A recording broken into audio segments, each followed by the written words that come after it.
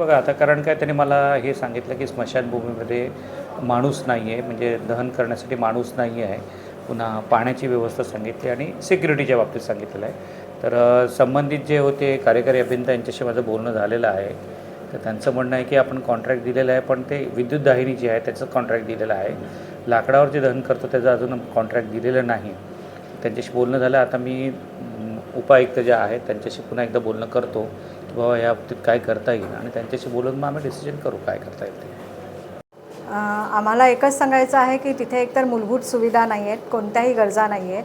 जिथे जर अचानक कोणी आलं तर त्यांना पुन्हा बॉडी पाठवली जाते. म्हणजे एवढ्या म्हणजे श्रेय घेताना सगळेजण घेत आहेत. जे काही बांधकाम झालं किंवा जे काही आहे त्याचं श्रेय घ्यायला बरोबर सगळे आहेत, पण त्यानंतरच्या ज्या सुखसोयी आहेत द्यायला पाहिजेत त्या मात्र तिथे नाही आहेत.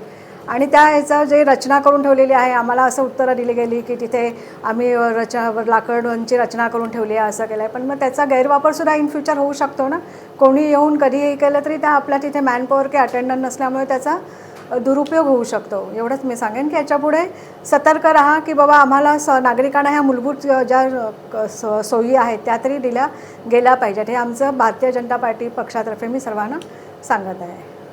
क्षेत्र अधिकाऱ्यांशी आमची भेट झाली आहे. कारण डोंबिवली पूर्व दत्तनगरची स्मशानभूमी बंद करणार आहेत सुशोभीकरणासाठी किंवा त्याची दुरुस्ती करण्याकरता. त्यासाठी आमच्या पलीकडची कुंभारखान पाड्यात तुम्ही स्मशानभूमीसाठी शव नेऊ शकता या पद्धतीने महानगरपालिकेने डिक्लेअर केलेलं असताना सुद्धा 2 दिवसापूर्वी एक बॉडी तर अक्षरशः परत नेली आणि दुसरी एक वेटिंगवर ठेवली. त्या ठिकाणी असं लक्षात आलं की एकही माणूस नाही. त्या स्मशानभूमीला कुलूप लागलेलं होतं, त्याला बोलून घ्यावं लागलं.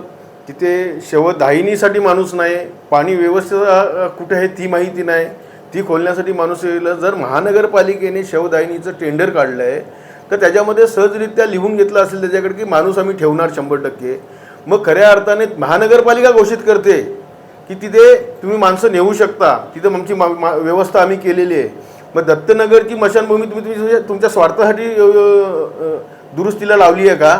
कारण तुम्हाला कुठलाही अधिकार नाही जोपर्यंत दुसरी व्यवस्था दुसरे त्या ठिकाणी होत नाही तोपर्यंत ती स्मशानभूमी बंद करण्याचा कुठलाही अधिकार नाही. आणि तुम्ही वल्गना फुकटच्या करता की स्वतःच्या कुणाच्या तरी राजकीय याच्यामध्ये दबावाखाली केल्याचा हा मी जाहीरपणे आरोप करतोय की कुणाच्या तरी स्वार्थासाठी तुम्ही ती स्मशानभूमी बंद करता आणि इतर स्मशानभूमीमध्ये लोकांना पाठवता. परंतु लोकांना पाठवल्यानंतर त्यांची व्यवस्था कुठलीही होत नाही.